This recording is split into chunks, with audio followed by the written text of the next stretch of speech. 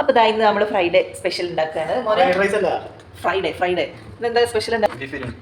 കോഴിക്കോട്ടനാണോ അത് നിങ്ങളെ സ്പെഷ്യൽ ബിരിയാണിയാണോ? ബീഫാണ്. എന്താണ് സന്തുഷ്ടനാണോ? എന്തേ കാരണം?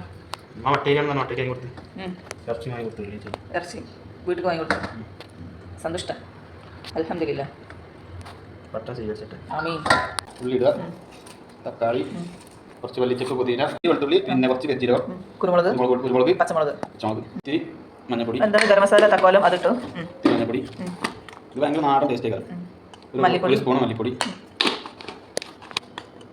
കുറച്ച് മുളക് പൊടി, ഒരു സ്പൂൺ മുളക്, മെയിൻ പൊടിക്ക് ഒരു ഗരം മസാല, ലാസ്റ്റ് കുറച്ച് ചെറുനാരങ്ങ നീര് വെച്ചാൽ കുറച്ച് തൈരിട്ടു. മെയിൻ സാധനം ഉപ്പ്, മിക്സ്ഡ് വരി വരാം.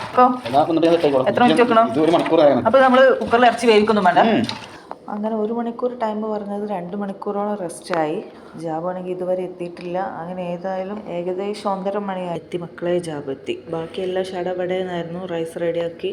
അപ്പോൾ സൺഫ്ലവർ ഓയിലിൽ നെയ്ച്ചോറ് വെച്ചിട്ട് ഇറച്ചി മസാലയുടെ മുകളിലിട്ടിട്ട് ദമ്മിടുവാണ്. ഏലക്ക, പട്ട, കറുവാപ്പൂവ്, ഉള്ളി, ക്യാരറ്റ് എണ്ണയിൽ ജസ്റ്റ് ഒന്ന് വഴറ്റിയെടുക്കുക. ശേഷം വെള്ളം ഒഴിച്ചു കൊടുക്കുക.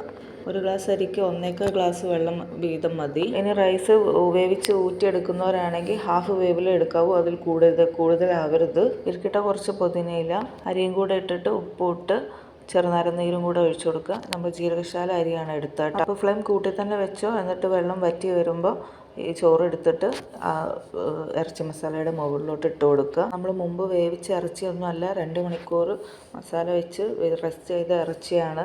അതിൻ്റെ മുകളിലോട്ടാണ് റൈസ് ഇട്ട് കൊടുക്കുന്നത്. ഒരുപാട് അമർത്തി ടൈറ്റാക്കി വെക്കരുത്. മെല്ലെ ഇട്ട് കൊടുത്താൽ മതി. ഒന്നും നോക്കണ്ട, അടുപ്പ് കയറ്റിക്കോ. ഒരു 10 മിനിറ്റ് ഫുൾ ഫ്ലെയിമിൽ ഇടുക.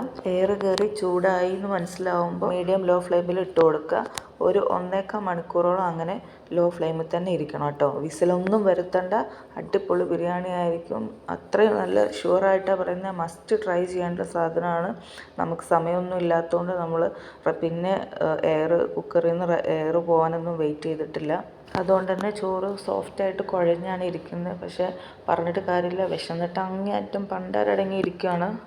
കുക്കറിന് അടിക്ക് പിടിക്കുമെന്നുള്ള പേടിയൊന്നും വേണ്ട. ഒരു കുഴപ്പവും ഉണ്ടാവില്ല.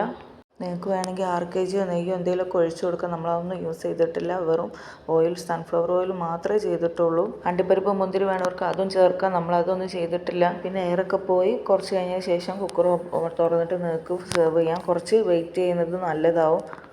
ബീഫൊക്കെ നല്ല പഞ്ഞി പോലെ വെന്തിട്ടുണ്ട്. നമുക്ക് സമയമില്ലാത്തതുകൊണ്ട് നമ്മൾ പെട്ടെന്ന് തന്നെ തുറന്നു. 3:15 ഫുഡ് കഴിക്കുമ്പോൾ ശരിക്കും സോപ്പിട്ട് പാത്രമൊക്കെ കഴുകി കൈ മണത്ത് നോക്കുമ്പം ആ മണം അങ്ങനെ ഇരിക്കുന്നുണ്ട്. ശരിക്കും കല്യാണ വീട്ടിൽ നിന്നൊക്കെ കഴിച്ച അതേ ഫീലായിരുന്നു. അപ്പോൾ എന്തായാലും എല്ലാവരും ട്രൈ ചെയ്തിട്ട് ഫീഡ്ബാക്ക് അറിയിക്കണം. ലൈക്ക് ചെയ്യാനും ഷെയർ ചെയ്യാനും കമൻറ്റ് ചെയ്യാനും സബ്സ്ക്രൈബ് ചെയ്യാനും മറക്കല്ലേ.